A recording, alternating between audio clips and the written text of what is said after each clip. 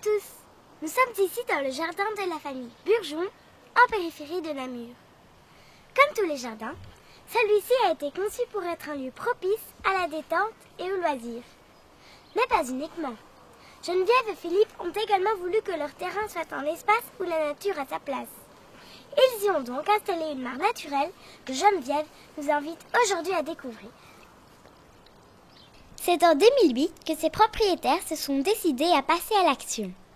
Résultat, une mare de plusieurs dizaines de mètres carrés de surface, déjà pleine de vie et parfaitement intégrée à l'ensemble du terrain.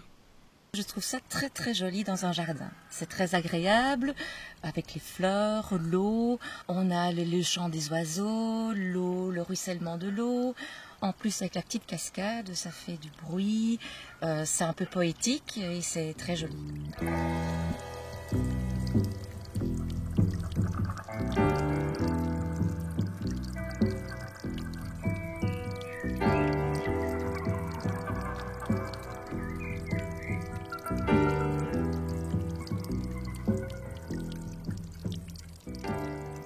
Êtes-vous souvent près de votre mare?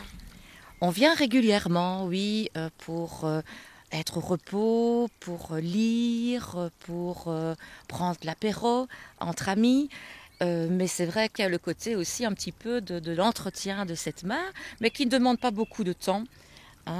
Prendre par exemple comme ici, il y a encore un peu d'algues parce qu'elle est nouvelle, et donc entretenir, couper les fleurs. Mais c'est vrai que c'est surtout un endroit de repos.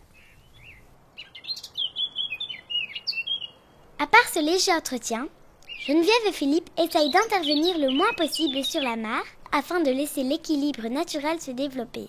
C'est un milieu naturel, donc c'est vrai qu'il faut accepter qu'il y ait parfois des feuilles mortes qui sont sur la mare, que des fleurs soient un peu fanées, mais c'est la nature. Donc on veut vraiment laisser une mare au naturel. D'ailleurs, il n'y a pas de poissons, sinon ça mangerait les têtards, etc.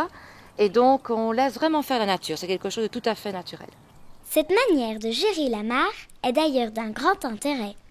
Elle permet d'attirer dans le jardin bon nombre d'animaux que l'on peut prendre plaisir à observer, comme nous l'explique Arnaud Laudeloup, biologiste et spécialiste des mares.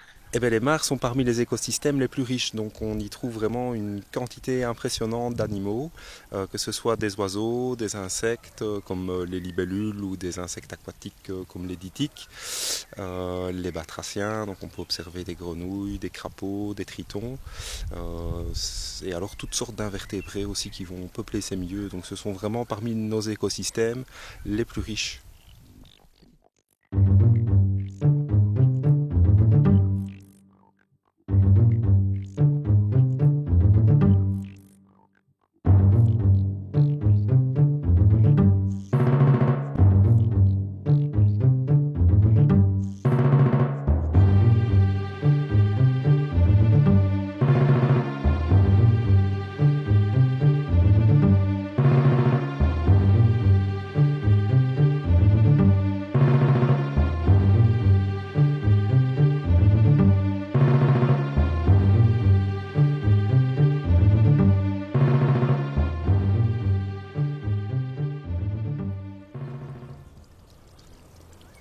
C'est important que la mare soit bien ensoleillée, qu'elle soit exposée au soleil pendant au moins la moitié de la journée, voire un petit peu plus.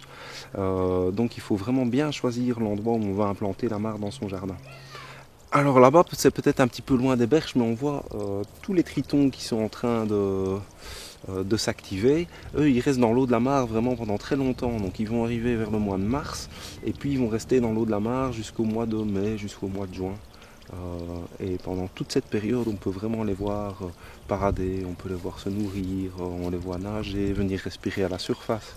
Donc il y a vraiment beaucoup d'animation. Enfin, il est aussi important de balayer deux idées reçues à propos de la mare. Premièrement, la grenouille est la femelle du crapaud. Alors la grenouille n'est pas la femelle du crapaud, ce sont deux espèces à part entière. Donc on peut trouver des grenouilles mâles et des grenouilles femelles, et des crapauds mâles et des crapauds femelles. Deuxièmement, une mare ça sent mauvais, n'est-ce pas Madame Burgeon? Non, pas du tout. Et ce qu'on croit souvent, c'est justement que ça sent mauvais et qu'il y a beaucoup d'insectes, ce qu'on est piqué par les moustiques, et pas du tout. Parce que justement, si on l'entretient une fois tous les 3-4 ans pour enlever cette vase, il n'y a pas d'odeur. Et au niveau des moustiques, il y a les oiseaux qui les mangent, les chauves-souris qui viennent. Et donc, non, il n'y a aucun problème. Vous l'aurez compris, l'installation d'une mare dans votre jardin constitue un geste citoyen et bon pour l'environnement. C'est aussi l'opportunité d'inviter chez vous bon nombre d'animaux sauvages et d'apprécier le spectacle qu'ils peuvent offrir. J'espère en tout cas que cette petite découverte de la mare naturelle vous aura plu. Peut-être même vous aura-t-elle donné l'envie de passer vous aussi à l'action en implantant un plan d'eau dans votre jardin. Merci de nous avoir accompagnés pour ce petit tour d'horizon de la mare et à très bientôt.